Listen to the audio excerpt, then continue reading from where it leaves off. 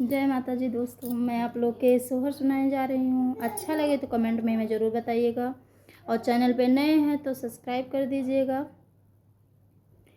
छोटा ही पेड़वा का